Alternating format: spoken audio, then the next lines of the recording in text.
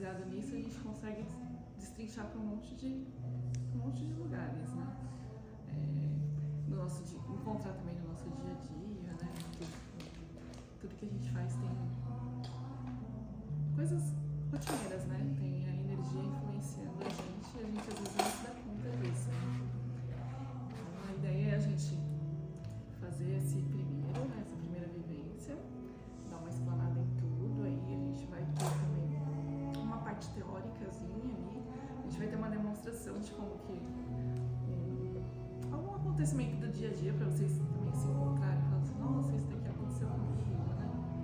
E depois a gente vai ter uma vivência para vocês conseguirem identificar em vocês como que tá a sua energia de tal chakra, né? Se você tá em desarmonia, se você tá em harmonia, se você tá neutro, né?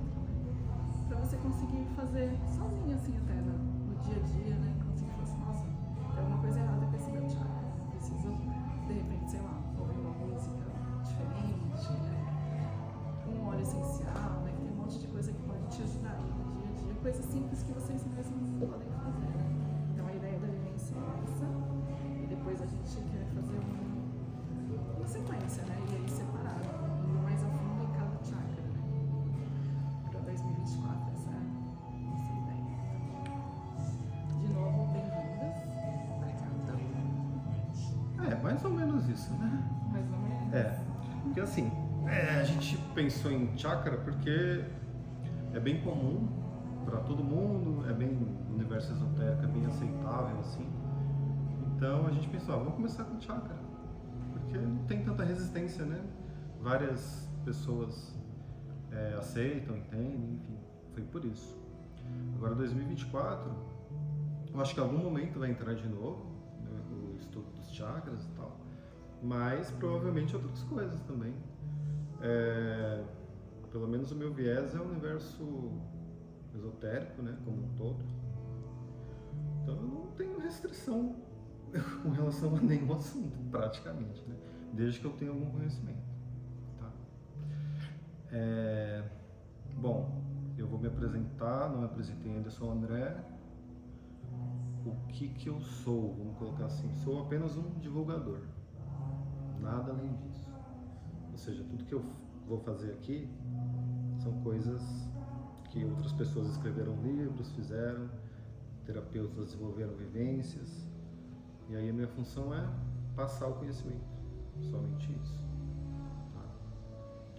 E acredito que a Vanessa também tem um perfil semelhante, só que ela está numa parte mais administrativa, organizacional, entrando em contato com os lugares, coisas do tipo, com vocês, fazendo o marketing, né?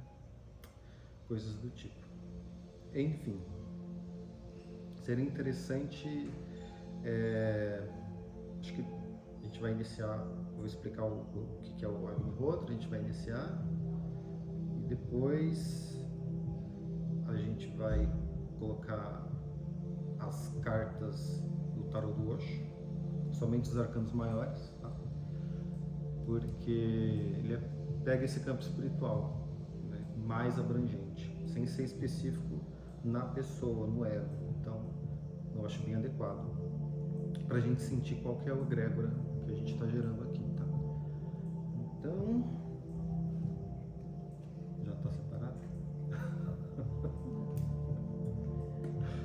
Tem que ser do... deixa aqui. Mas isso vai ser depois, né? Esses termos que você falou, você vai explicar depois? Porque eu não entendi metade. Sim, pode perguntar à vontade. Fica tranquilo. Não, são os termos técnicos, né? Como o nome dele fala. Acho que o importante para começar a egrégora. O que é egrégora? Isso. Energia, pensamento, tá? Egrégora é o quê? É a nossa energia espiritual que a gente está emanando, tá? O que seria essa energia espiritual? Ela não é o intelecto, tá? Ela é um pouco das emoções, só que ela fica em um campo maior. Aí o que seria o egrégora? Seria equivalente na matemática, a gente fala, tira a média aí para ver. Se ele está com a egrégora muito bom e eu estou com mais neutro, negativo, se equilibra. Aí tira a média, a gente teria o egrégora. Seria isso, tá? Não sei se mais ou menos. Eu só preciso pegar minha garrafinha de água, com licença. Porque eu já vi que a garganta vai secar. Vai frente.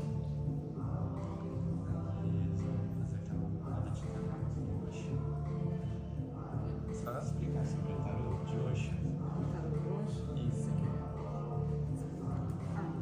Ele, na verdade, eles falam tarô, mas ele é um oráculo, né? Seria assim, porque o tarô ele é Quer? Pode falar.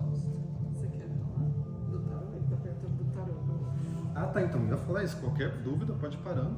Aí a gente pergunta pra Van o que é o tarô. O que é? O tarô do Osho, pra você explicar. Tá. O tarô do Osho, ele é um tarô mais adequado para o indivíduo enquanto ego, enquanto ser, né? Ele é, digamos assim, focado na pessoa, tá? Por que que eu estou falando assim? O tarô, em termos gerais, ele tem 78 lâminas, o arcanos, e ele, eu estou falando clássico, né? Aquele de Marsella, Oswald Wirth, tem o Rider-Waite, enfim, tem vários. Só que a origem dele, os mais antigos, Oswald Wirth, depois um pouquinho mais Marsella, tá? Então, o que é o tarô em termos gerais? É você fazer, ele é um oráculo, primeiro, né? Ele tem especificamente 78 lâminas e ele serve para você prever e fazer perguntas. Então, tanto do momento presente, quanto passado, quanto futuro, e não somente do ser, mas como de qualquer coisa que você queira perguntar. Então, ele é bem abrangente, o termo tarô em linhas gerais. Agora, o Osho, não, ele é específico para, digamos assim, o ser, uma pessoa. Então, esse oráculo é mais para o momento presente. Tá? Então, você não é adequado. Assim, no universo esotérico não tem muito isso ou aquilo, né? Tudo é adaptável.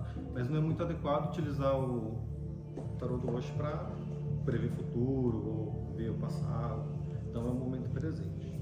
Então, por isso que a gente vai utilizar ele justamente para ver o agora, né? Exatamente como que tá. Então aí vai do...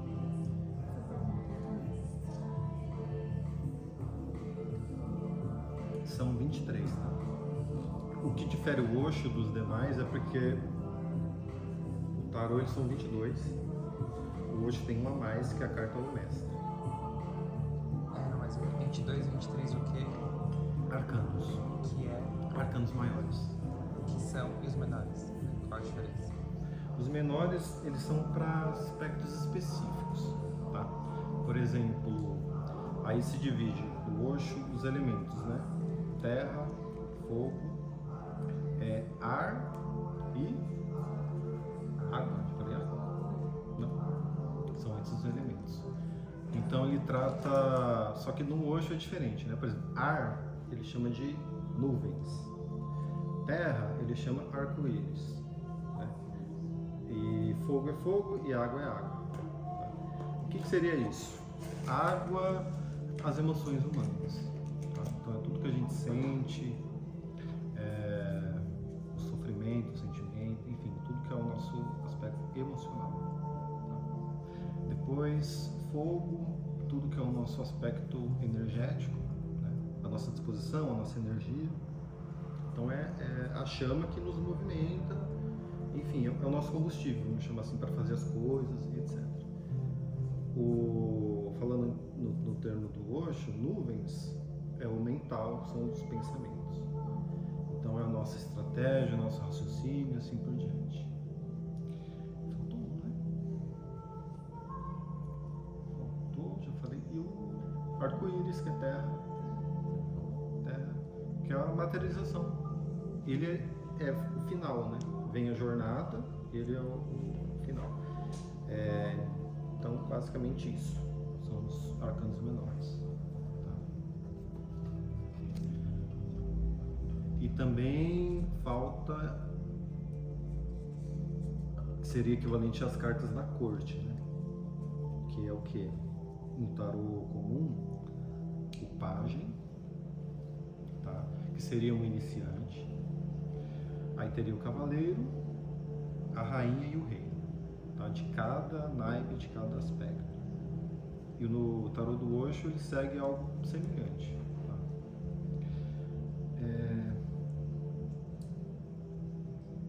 Esclareceu, mais ou menos? Quer acrescentar alguma? Fica à vontade, Vanessa, se quiser acrescentar. Assim, interessante eu falar um pouco da minha energia, porque às vezes dá um pouco de estranhamento. Por quê? Eu tenho uma energia masculina muito forte. Ela, assim, principalmente quando eu estou exercendo, igual agora, uma retórica, né? O meu argumento começou um pouco poético, agora retórico. Não está nem tanto analítico, né? Está mais na retórica. Mas o que acontece? Cada palavra que eu acabo falando é como se eu molhasse assim digamos assim, uma poção mágica do masculino. E as palavras elas saem um pouquinho ásperas, né? Um pouquinho agressivas. Então eu sei que quem recebe tem aquela sensação de nossa, muito, digamos assim, ao mesmo tempo que eu passo confiança, a pessoa pode sentir arrogância, mas é por causa da minha energia. Tá? Então, é uma coisa que eu preciso desenvolver. Né? E eu estou nessa jornada de trabalhar mais a minha energia feminina, para ver se eu consigo melhorar um pouco isso, para equilibrar, né? E tem pessoas que é o inverso, a energia feminina prepondera, talvez no caso da Vanessa. São pessoas que, quando vai falar, muitas vezes, elas não conseguem ativar a energia masculina tão claramente, então ela fica na feminina. Então a voz acaba sendo mais introspectiva, enfim. Mas como ela está com o microfone de lapela, acho que vai pegar. Mas não entendi por que o feminino é introspectivo. Porque o feminino ele tem a energia da recepção, né? Do acolhimento. Então se a gente fosse ver, seria duas vias. O masculino ele é mais direcional, né? Ele é aquele estrategista, é aquele que busca, aquele que traça. O feminino é aquele que acolhe, né? É aquele que integra. Então é uma energia de retorno. Ela é mais acolhedora, a energia feminina. Então pessoas que estão muito nessa energia feminina, ela tende a não falar assim direto com força, né? Que seria estaria utilizando mais uma força masculina. Então ela é mais, ela tem a voz assim um pouco mais compassiva, mais carinhosa. Não só em termos auditivos, mas a gente sente essa energia de pessoas que são assim. Tá? Mas aí já nasce com essa característica ou desenvolve. Tá? Mas nada impede da gente tentar dar uma equilibrada, né? Ver que tá muito para um lado, você, opa, peraí. Enfim. Tá, mais ou menos. Se quiser acrescentar, fica à vontade. Bom, então, qual seria aqui a nossa dinâmica, tá? A gente começar com o Agnihotra, que é o ritual do fogo sagrado. Tá? Principalmente hindu, mas diversas culturas também utilizam, não com esse nome. Depois a gente tirar uma lâmina, eu falo lâmina, mas pode ser arcano, um arcano maior do Osho, para a gente ver o egrégora. Depois disso, eu vou dar uma explanada geral do que são os chakras, né? Eliminar dúvida, coisas do tipo. Acho que vai demorar um pouquinho, talvez 10, 20 minutos. Aí sim a gente vai falar especificamente de cada chakra, né? Começa no básico e vai até o sétimo. Nesse meio termo, a gente vai fazer uma pausa para o chá, que aí é uma cerimônia do chá, tá? E depois vai ter a comidinha vegana que a Vanessa preparou. Você preparou. E é isso. Aí a gente vai finalizar às 13 horas, tá? Espero que seja proveitoso e que me aguentem, não saiam correndo. Como eu expliquei, a minha energia, se vocês receberem, sentir que alguma coisa, que tá vindo arrogância, alguma coisa assim, vocês podem falar, fica à vontade, né? Mas eu já sei que é assim, porque, digamos assim, acho que quem projetou já meio que fez assim, eu tô tentando dar uma adequada aí. Bom, então já tá. E tem a trilha sonora. Cada partezinha tem as músicas específicas. Que vai entrar, acho que no Swadhisthana, tá? Que é o segundo chakra. Aí vai entrar a questão emocional, a questão de sensibilidade, das coisas que nos agradam, ou seja, o que dá prazer, né? O que dá gosto, o que dá tempero à vida, é o segundo chakra. Não que os outros não influenciem, mas esse é o que tem energia maior. Aí eu pensei nesse momento que eu acho que é mais adequado, né? Porque é uma atividade, a dança, né, que a Vanessa nos explicou, que envolve o ser como um todo, né? Você desliga do intelecto, é isso, deixa o corpo assumir um pouco, e com isso você transcende, né? Porque você sai ali depois a gente vai falar do manípura, que é o mental, que segura muito a gente. Então, ter essas atividades é assim, fantástico. Fantástico mesmo. Todos deveriam fazer. E não é só dança, tem outras coisas, às vezes esporte, várias outras coisas, a pessoa fazer artesanato, coisas do tipo, tudo bom.